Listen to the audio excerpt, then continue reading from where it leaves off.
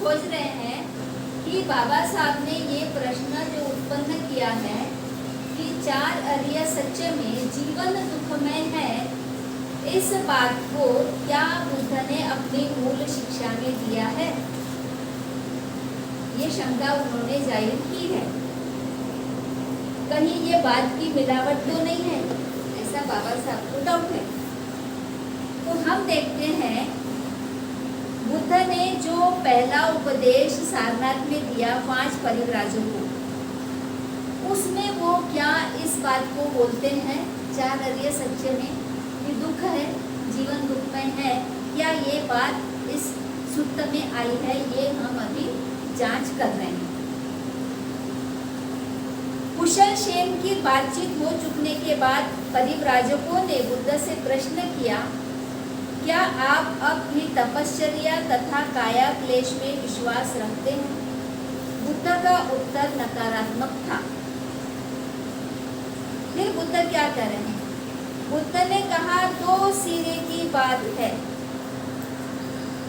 वो 2 किनारों की, एक तो काम भोग का जीवन और दूसरा काया क्लेश का जीवन। दुख पूछा क्या? दुख की बात हुई क्या? शुरुआत में हम देख रहे हैं 5 परिव्राजकों को जब वो मिलते हैं सारनाथ में, वो उनको बैठने के लिए आसन देते हैं, पैर धोने के लिए पानी देते हैं, उनका स्वागत करते, सब कुछ करते हैं और बैठने के बाद बड़े प्रभावित होते हैं उनकी तरफ देखकर कि ये कितने तेजस्वी लग रहे हैं। लेकिन वो भूले नहीं हैं कि जब सिद्धार्थ गौतम शरीर उत्पीड़न की साधना कर रहे थे और उसके बाद उन्होंने खाना शुरू किया, सुजाता के हाथ से खीर ली, वो खाई, खाना शुरू किया, तो वो 5 परिव्राजक उनसे नाराज होकर चले गए थे। ये कहानी मालूम है ना पायल तुम्हें? हाँ, वो नाराज इसलिए हुए थे कि उन्हें लगा कि सिद्धार्थ गौतम जो सत्य की खोज करने के लिए ध्यान साधना कर रहा है, ये अब खाने पीने लगा है, दूसरे लोगों से, लड़कियों से बातचीत करने लगा है, तो ये भ्रष्ट हो गया, अब इसे कोई ज्ञान या सत्य नहीं मिलेगा। और इसलिए वो उनको भ्रष्ट समझकर नाराज होकर चले जाते हैं। और जब पहली बार सारनाथ में दोबारा उनकी मुलाकात हो रही है, तो उनका पहला प्रश्न यही है कि क्या तुम अब भी तपश्चर्या तथा काया क्लेश में विश्वास रखते हो? बात की हो ही नहीं रही है, बात हो रही है शरीर को कष्ट पहुंचाने की। शरीर को कष्ट पहुंचाकर जो तप या साधना की जाती है, क्या उस पर सिद्धार्थ गौतम का अभी भी विश्वास है? ये प्रश्न 5 परिव्राजकों को है। एक ही बात को मैं कई तरीके से तुम्हारे सामने बोल रही हूँ, फिर भी अगर तुमको नहीं समझता है तो फिर ये बहुत बड़ी है, बुद्धि का प्रश्न आ जाता है। तो बुद्ध ने नकारात्मक उत्तर दिया। नकारात्मक उत्तर दिया मतलब उन्होंने डिनाई कर दिया, बोला कि नहीं, मेरा ऐसे शरीर को उत्पीड़ित करने वाली, शरीर को कष्ट देने वाली साधना में कोई विश्वास नहीं है।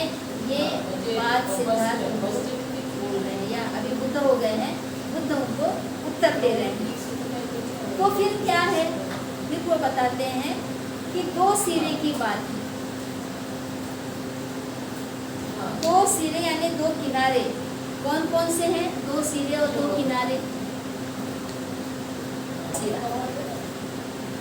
किसी भी बात के 2 पहलू, जैसे बोलते हैं एक सिक्के के 2 पहलू होते हैं, उस तरह से किसी भी बात के 2 सिरे होते हैं। तो कौन से 2 सिरों की बात कर रहे हैं? एक है काया क्लेश। काया क्लेश शरीर उत्पीड़न, शरीर को तकलीफ देने वाली साधना। काया क्लेश यानी काया यानी शरीर और क्लेश यानी शरीर को तकलीफ देना। ये एक सिरा है जीवन जीने का, जिसमें हम लोग उपवास वगैरह भी करते हैं, है ना? सिद्धार्थ ने जो 6 महीने साधना की थी, उसमें खाना पीना छोड़ दिया था ना। खाना पीना छोड़ने से शरीर को क्या होता है? कष्ट होता है या नहीं? कष्ट होता है। हथेलियों में दर्द होता है या नहीं? दर्द होता है। होता है। और दूसरा सीरा क्या है? भोग विलास। भोग विलास यानी कुछ भी शरीर को तकलीफ नहीं देना, ऐशो आराम की जिंदगी जीना। भोग विलास का मतलब क्या है? ऐशो आराम। ये जिंदगी जीने के दो तरीके हैं। कुछ लोग बहुत तकलीफ में जीते हैं और कुछ लोग एकदम ऐशो आराम में जीते हैं। खाना पीना और नशा करना, या कुछ भी काम नहीं करना, अपनी आजीविका चलाने के लिए भी कुछ काम नहीं करना, खाना खाने के लिए खाना भी नहीं बनाना। अभी हम लोग क्या करते हैं, चालिका करते हैं तो शरीर को कष्ट होता है ना, तो हम लोग अपने खाने के लिए कम से कम चलते हैं। और पढ़ने के लिए, ज्ञान लेने के लिए पढ़ाई करते हैं, उससे भी हमारे माइंड पर जोर पड़ता है। तो हम ज्ञान लेने के लिए, बुद्धि का भोजन लेने के लिए भी श्रम करते हैं और पेट का भोजन लेने के लिए भी श्रम करते हैं।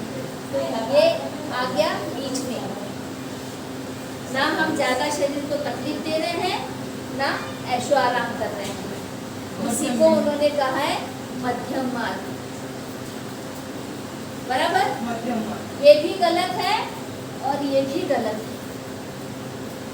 मध्यम में रहना। शरीर को बहुत ज्यादा भी तकलीफ नहीं देना और बहुत ज्यादा आराम भी नहीं देना। दोनों स्थितियां मनुष्य के लिए नुकसानदायक है। जब सिद्धार्थ को ये बात समझ में आई कि इतना शरीर को तकलीफ देने के बाद भी कुछ ज्ञान नहीं मिल रहा है, तभी तो उन्होंने सुजाता के हाथ की खीर ग्रहण की और उसके बाद में उन्होंने रोज खाना खाया। रोज उन्होंने सुजाता का लाया हुआ भोजन लिया, केवल एक ही दिन खीर नहीं ली। 40 दिन तक उन्होंने ध्यान साधना की, तो उन्होंने एक आम मनुष्य की तरह डेली खाना खाया, डेली वो शौच को भी गए, डेली वो नहाते भी थे। अरे खाना खाएंगे तो शौच को भी जाना पड़ेगा। अगर हमको शौच नहीं आता है तो क्या हो जाता है? तबीयत खराब हो जाती है। तो डॉक्टर को बताते 2 दिन से आया ही नहीं शौच, सुसु नहीं हुई तब भी बीमार पड़ जाते हैं।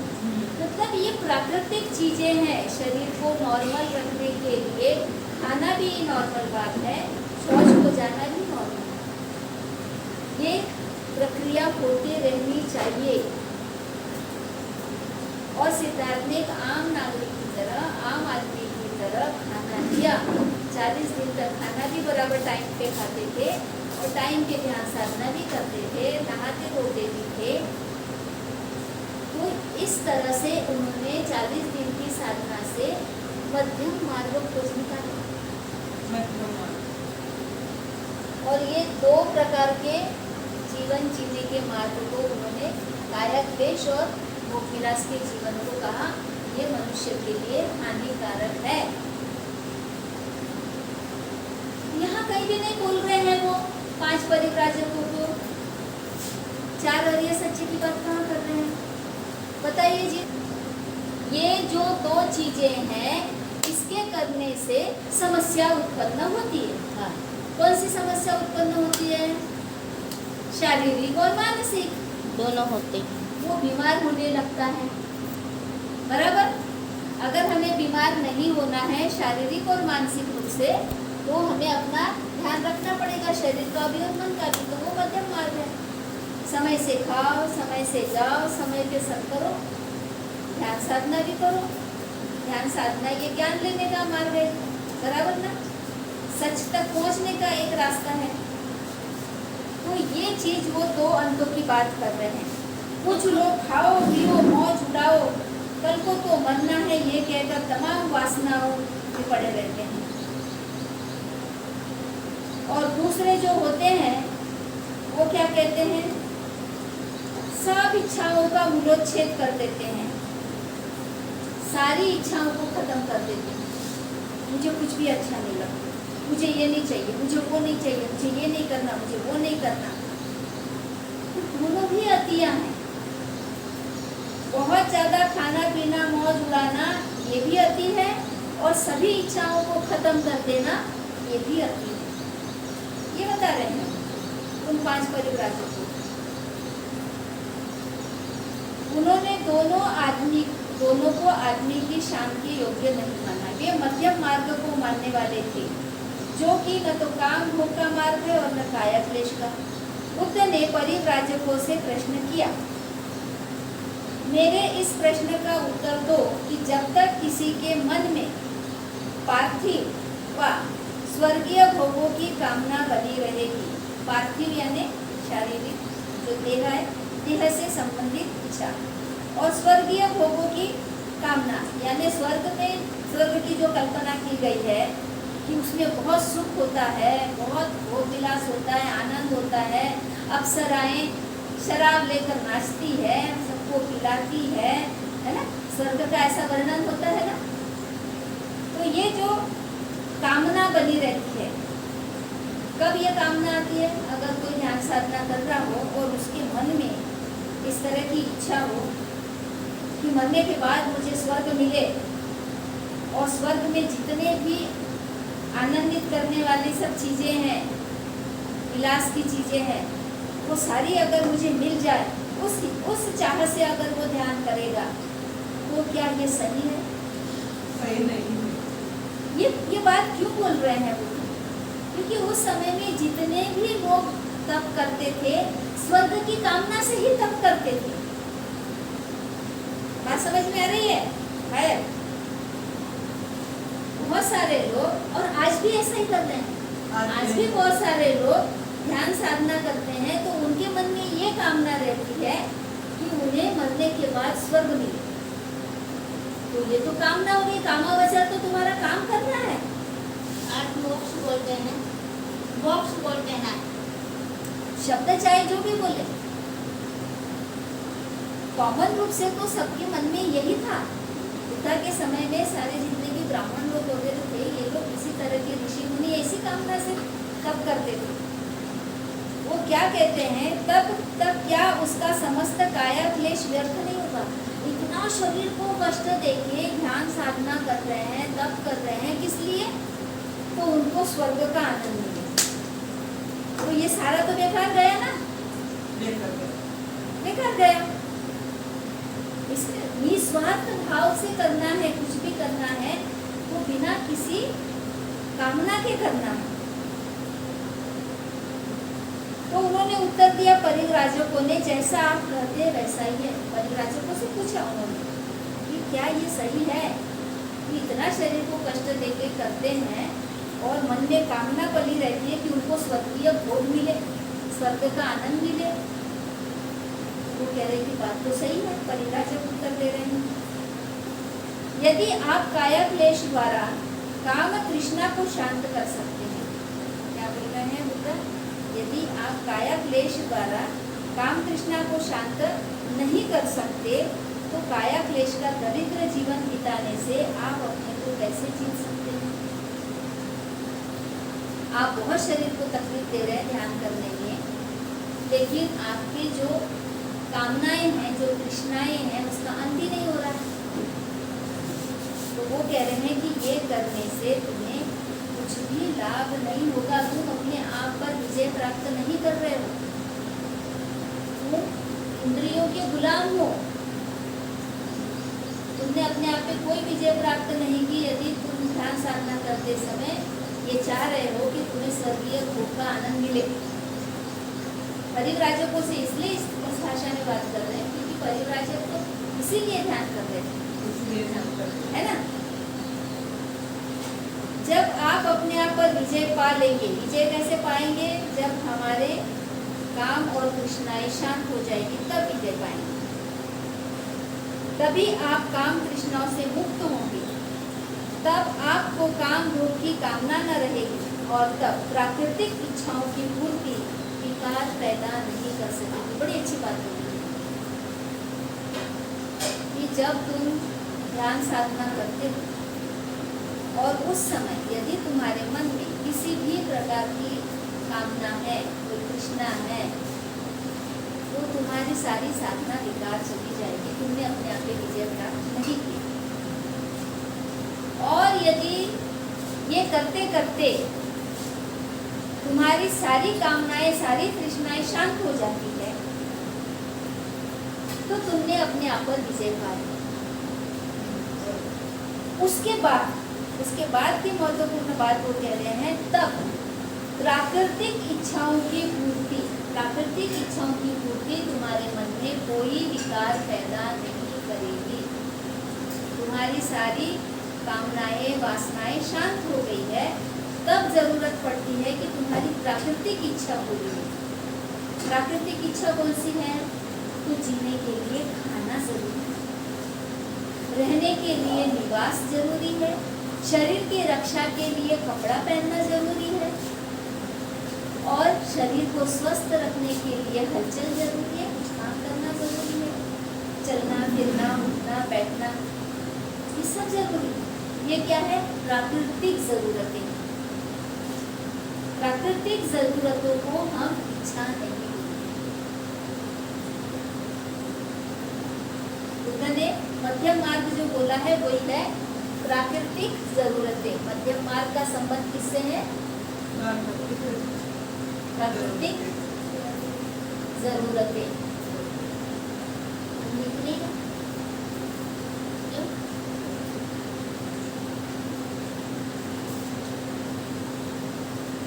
किसी भी इंसान को जीने के लिए प्राकृतिक इच्छाएं मारने की जरूरत नहीं है।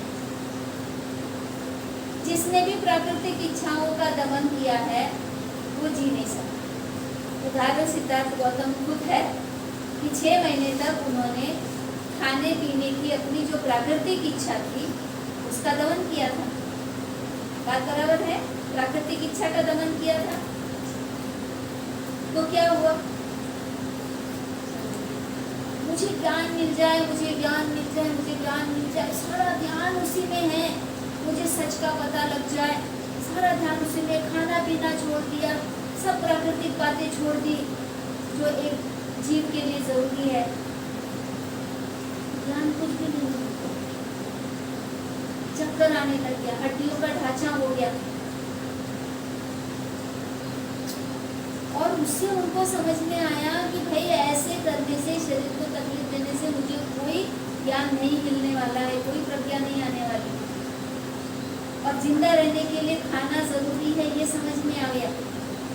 चक्कर आने लगे, उनकी आंखें अंदर की ओर चली गई थी, सब कपड़े खराब हो गए थे, जटाएं हो गई थी, उसमें धूल मिट्टी बैठ गई थी।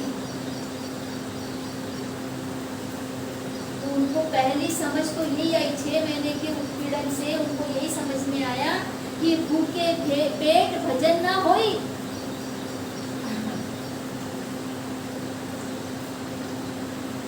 एक ही निष्कर्ष निकला, भूखे पेट भजन ना होई, भूखे पेट ज्ञान ना मिले। के अनुभव से आया है। और इसीलिए मध्यम मार्ग वो कह रहे हैं कि जो प्राकृतिक जरूरतें हैं उसको हम कब पूरा कर सकते हैं? जब हमारी अनावश्यक तृष्णाएं खत्म हो जाए। ये सब अनावश्यक तृष्णाएं हैं, इसको खत्म करके प्राकृतिक जरूरतों को पूरा करना, ये मध्यम मार्ग है। यहाँ दुख की बात नहीं आ रही है, यहाँ पर सच्चाई की बात आ रही है। सच क्या है ये बताया जा रहा है। हमारे शारीरिक और मानसिक जो बीमारियां होती है जिससे हम मृत्यु की ओर जाते हैं, अगर हम प्राकृतिक जरूरतें बराबर पूरी करेंगे, नॉर्मल जिंदगी जिएंगे, तो हम दीर्घायु होंगे, मृत्यु हमसे दूर जाएगी। और अगर हम प्राकृतिक जरूरतें पूरी नहीं करेंगे, कभी इसमें पड़ जाएंगे या इसमें पड़ जाएंगे, ये दोनों चीजें हमें मृत्यु की ओर लेके जाएंगी। इससे तो पता ही है कि शरीर को तकलीफ होती है, जो सिद्धार्थ ने किया था, है ना, कमजोर हो गए थे। इससे भी कैसे मृत्यु की ओर जाते हैं? भोग विलास से। बहुत ज्यादा खाते पीते हैं, उससे शरीर का नुकसान होता है। ज्यादा खाने से आलस भी आता है, बीमारियां भी आती है। आलस से बीमारियां पैदा होती हैं, और बीमारियां पैदा हो गई तो वो मृत्यु की ओर जाएगा। तो ये दोनों चीजें हमें मृत्यु की ओर लेके जाए। तो मृत्यु से बचने का उपाय वो बता रहे हैं, मध्यम मार्ग, प्राकृतिक जरूरतें पूरी करो। ये व्यक्तिगत तौर पे हो गया, क्योंकि ये बात उन्होंने परिव्राजकों को बोली, वो तब करने वाले परिव्राजक थे, इसलिए उस संदर्भ में ये बात सटीक है। कि आम जनता के लिए मध्यम मार्ग बहुत जरूरी है। आम जनता भी क्या करती है, गृहस्थ होकर भी वो कभी बहुत व्रत, उपवास, अंधश्रद्धा, कर्मकांड इसमें उलझी रहती है, जिससे कि उसको लाभ नहीं होता।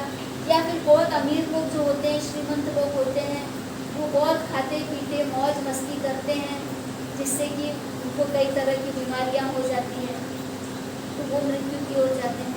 तो दोनों के लिए ये बात बहुत ज़रूरी है कि ये दोनों जो लाइफस्टाइल है हानिकारक है, और मध्यम मार्ग मतलब जितनी हमें ज़रूरत है, जिस चीज़ की ज़रूरत है उतना जीना ही हमारे लिए सही है।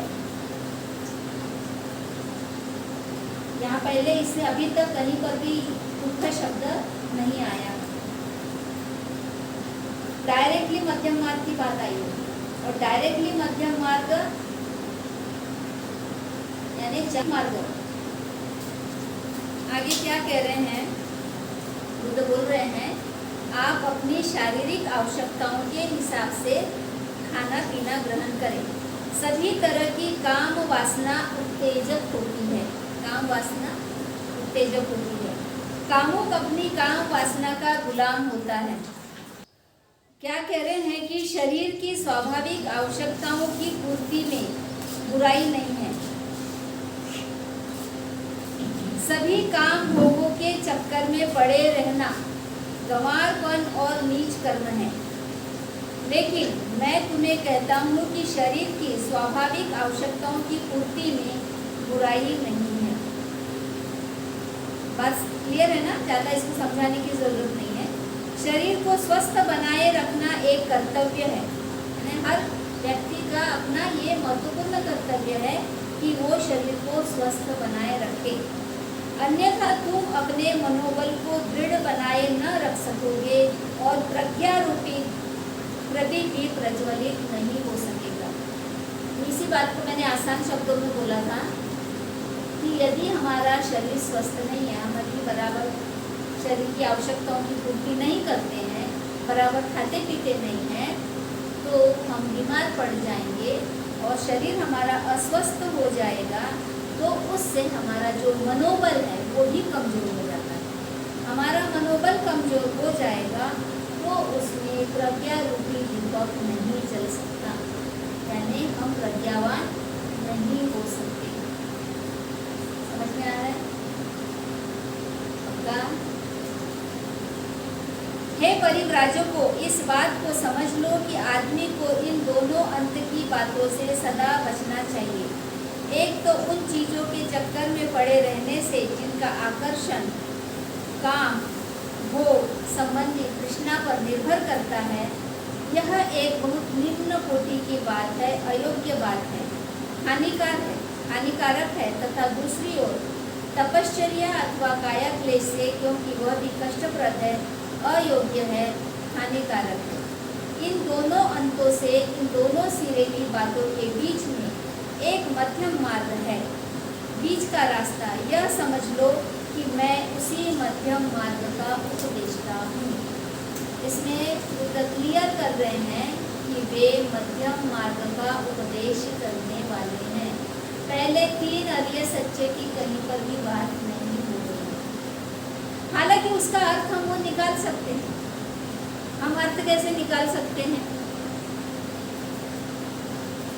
हम ये अर्थ निकाल रहे हैं कि बहुत शरीर को उत्पीड़न देने से एक शारीरिक और मानसिक दुख उत्पन्न हो रहा है।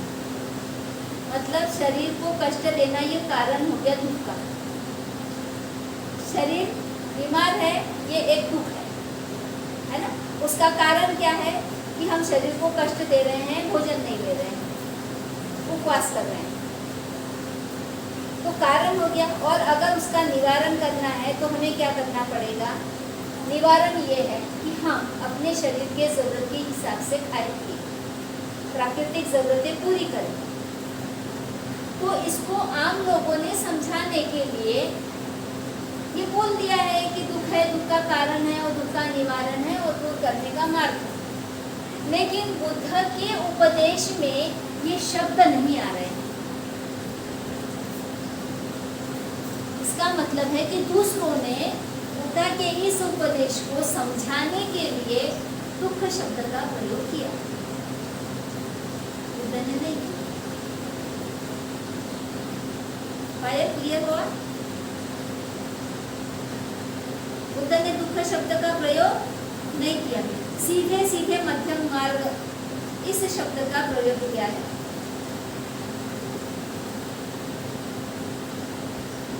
मार्ग यानी पटिपदा, पटिपदा। यहाँ सीधे उन्होंने कहा कि मैं मध्यम मार्ग का उपदेष्टा हूँ, यानी मध्यम मार्ग का उपदेश करने वाला हूँ। पांचों परिव्राजकों ने उनकी बात ध्यान से सुनी। वे यह नहीं जानते थे कि बुद्ध के मध्यम मार्ग के बारे में क्या कहें, इसलिए उन्होंने प्रश्न किया, जब हम आपका साथ छोड़कर चले आए उसके बाद से आप कहाँ कहाँ रहे, क्या क्या किया? तब बुद्ध ने उन्हें बताया कि किस प्रकार वे गया पहुँचे, कैसे उस पीपल के पेड़ के नीचे ध्यान लगाकर बैठे और कैसे 4 सप्ताह की निरंतर समाधि के बाद उन्हें वह नया बोध प्राप्त हुआ जिससे वह नए मार्ग का आविष्कार कर सके। यहाँ पर भी वो मार्ग के आविष्कार की बात कर रहे हैं। यह सुना तो परिव्राजक उस नए मार्ग को विस्तार पूर्वक जानने के लिए अत्यंत उत्सुक हो उठे। उन्होंने बुद्ध से प्रार्थना की कि वे उन्हें बताएं।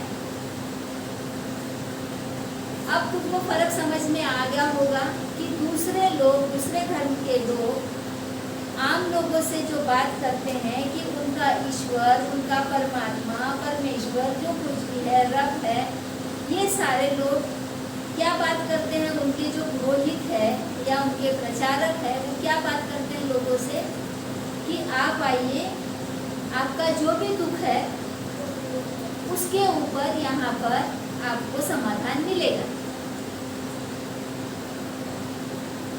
तभी वो व्यक्ति वहां रुकता है। और हम क्या कह रहे हैं? हम 4 अरिय सत्य के नाम पर ये बता रहे हैं कि जीवन दुख में है, जन्म लेना दुख है, बीमारी दुख है, मरना दुख है। हम इस तरह की बातें कर रहे हैं। तो जो नादान, नासमझ है, जो दुख से बहुत पीड़ित है, उस व्यक्ति को लगता है कि ये तो बोल रहा है कि दुख सत्य है, तो अब ये क्या ही मुझे दुख से बाहर निकालेगा। इसलिए लोगों को बुद्ध धर्म पसंद नहीं आता। मैं दूसरे लोगों की बात करूँ, बाबा साहब को ये चीज़ समझ में आई, इसलिए बाबा साहब ने सब लोगों को बुद्ध का धर्म स्वीकार करने के लिए बोला और उसको अपने किताब में समझाया। बुद्ध के पास में 5 परिव्राजक है, तो उनको भी वो ऐसा नहीं बोल रहे कि जीवन दुख में है। उनको भी बोल रहे हैं कि मैंने नए मार्ग का खोज किया और वो नए मार्ग में वो बता रहे हैं कि हर बात के 2 सिरे होते हैं, एक भोग विलास का होता है और एक काया क्लेश का जीवन होता है। दोनों जीवन हमारे लिए लाभदायक नहीं है, हानिकारक है। तो जो नया मार्ग उन्होंने खोजा उसको वो मध्यम मार्ग बोलते हैं। अब वो आगे बताएंगे कि मध्यम मार्ग में क्या क्या होना चाहिए। तो क्या ये हमारे लिए सही बात नहीं है? बाबा साहब जैसे बोल रहे हैं कि लोगों में यदि हमें धर्म का प्रचार प्रसार करना है तो हमने कौन सी बात बतानी चाहिए? बुद्ध का मध्यम मार्ग बताना चाहिए, जो सभी समस्याओं पर समाधान बताए। क्या बताना चाहिए? मार्ग को क्या बोला है? अरिय अष्टांगिक मार्ग। अष्टांगिक वो मार्ग जिसके 8 अंग है। वहां पर भी कहीं पर भी दुख का नाम नहीं आ रहा। अष्टांग सांघिक मग्गों में भी दुख का बात कहीं नहीं आ रहा। सीधे सीधे क्या बोल रहे हैं कि हमारे सारी समस्याओं की जड़ है कि हम अज्ञानी हैं। वो समस्या शब्द प्रयोग करते हैं, दुख शब्द प्रयोग नहीं करते, समस्या शब्द प्रयोग करते। डॉक्टर के पास में जाते हैं तो डॉक्टर हमको क्या पूछता है, बोलो क्या दुख है, ऐसा बोलता क्या बोलता है, क्या प्रॉब्लम है तुम्हें, क्या हुआ है तुम्हें। बुद्ध के पास में जब किस्सा गौतमी आई, जो अपने बच्चे मरे हुए बच्चे को लेके आई, तो उस समय बुद्ध ने ऐसा बोला क्या उसको कि भाई मृत्यु तो सत्य है, तुम इसे स्वीकार कर लो, मैं कुछ नहीं कर सकता। ऐसा अगर किस्सा गौतमी से बात करते तो क्या किस्सा गौतमी उनकी आगे की बात सुनती क्या? वो तो बोल रही थी ना मेरे बच्चे को जिंदा कर दो। क्या बोली किस्सा गौतमी, मेरे बच्चे को शुरू में ही अगर उसको बोल देते कि जिंदा नहीं हो सकता, ये तो बहुत बड़ी सच्चाई है, बोलते हाँ जिंदा कर सकते, लेकिन मेरी एक शर्त है, बस्ती में जाओ, गांव में जाओ और जिस घर में कभी कोई मरा न हो वहां से मुट्ठी भर मोरी लेके आओ। उसको अनुभव लेने के लिए लगाते हैं कि मृत्यु सत्य है, इसका अनुभव लेने के लिए उसको गाँव में भेजते हैं, वो खुद नहीं बोलते।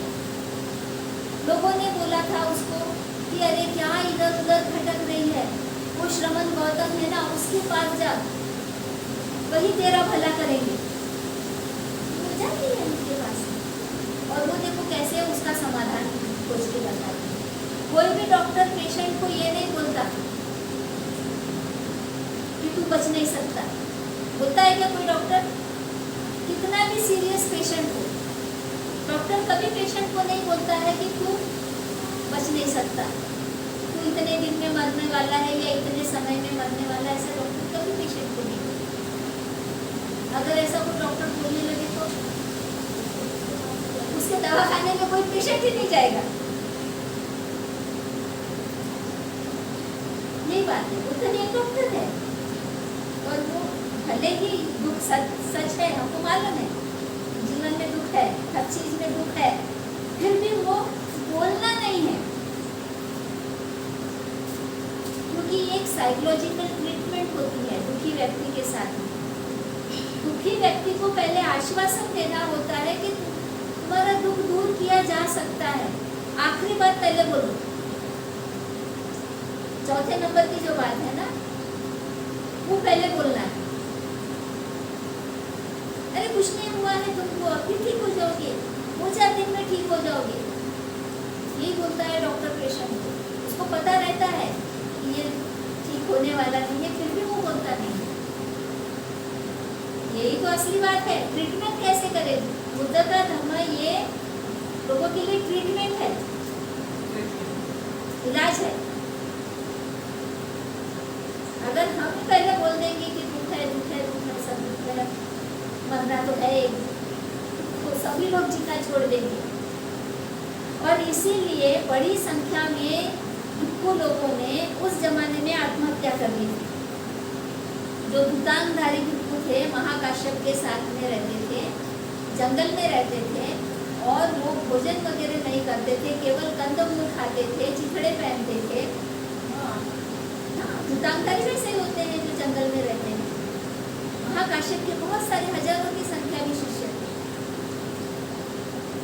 हजारों की संख्या में भिक्खुओं ने सुसाइड कर लिया। क्यों सुसाइड किया? क्योंकि वो प्रैक्टिकल लाइफ नहीं जी रहे थे, शरीर उत्पीड़न की लाइफ जी रहे थे। शरीर की जो प्राकृतिक जरूरतें हैं वो उसको पूरा नहीं कर रहे थे और उनको बार बार ये पढ़ाया जा रहा था कि ये सारा जीवन ही दुखमय है, पूरा जीवन ही दुख में है और मृत्यु ही सत्य है। यही सिखाया जा रहा था। और जब उनको लगा कि जब मरना ही सत्य है, एक न एक दिन मरना ही है, तो इतना शरीर को तकलीफ देके क्यों मरने का इंतजार करें? पहले ही नहीं मर जाए, तड़प तड़प कर क्यों मरे? किसी को ये पता चल जाए कि मैं कभी न कभी मरने ही वाला हूँ और जीवन ऐसा ही है, रुकना है, तो बोलेगा मैं मृत्यु का इंतजार क्यों करूं? क्यों सालों साल में तड़प तड़प कर जीऊं? कल का आज ही मर जाता हूँ।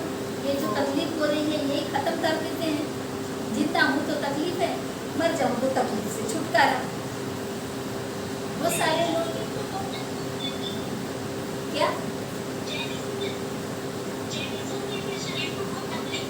हाँ, जैनिज्म के शरीर को बहुत तकलीफ देते हैं।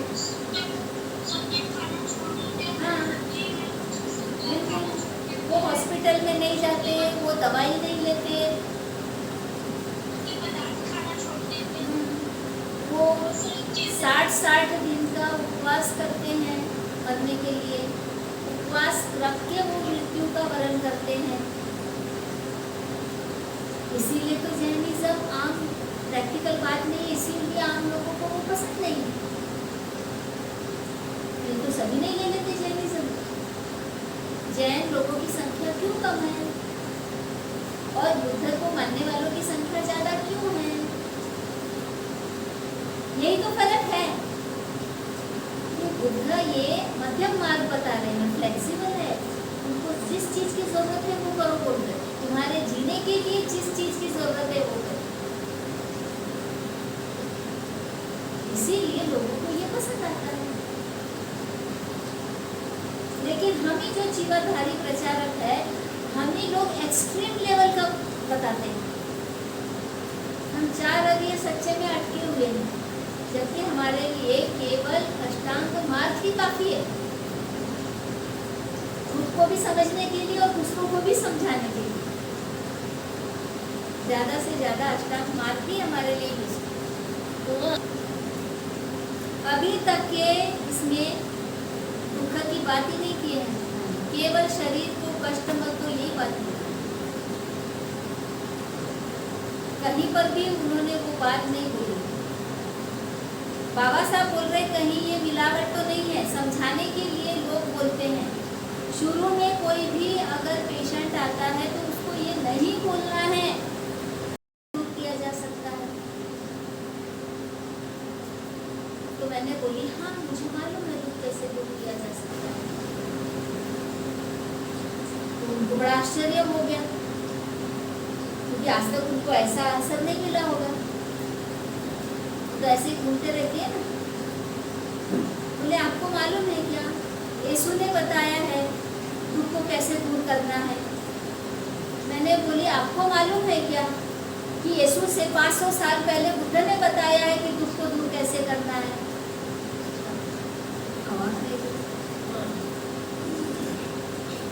उनके प्रचारक देखो कैसे बात करते हैं और हम कैसे बात करते हैं। हाँ से मुझे क्लिक हुआ कि ये लोग कैसे प्रचार करते हैं अपने धर्म का। क्यों इतने पर खड़े लोगों से भी बात कर लेते हैं। वो छोटी छोटी बुक्स लेके जाते हैं, फ्री में बांटते हैं और उसमें यीशु की बातें लिखी होती है।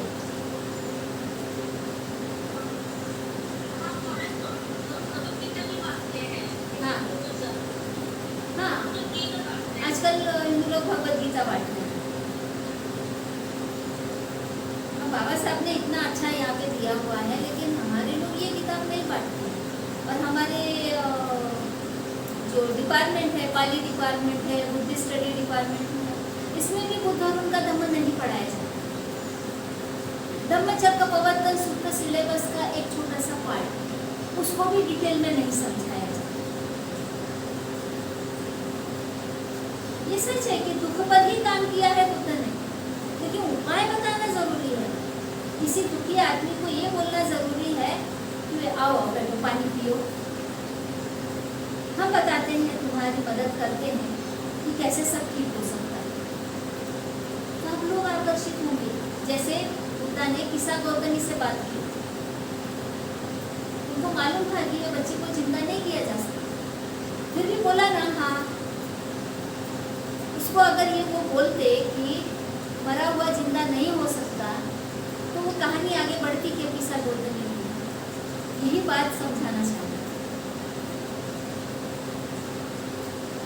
यहाँ पर बाबा साहब ने परिचय में लास्ट में जो बात बोली है, क्या बोल रहे हैं? क्या ये चारों आर्य सत्य बुद्ध की मूल शिक्षाएं ही है अथवा ये बात का ऋषियों द्वारा किया गया प्रक्षिप्तांश है?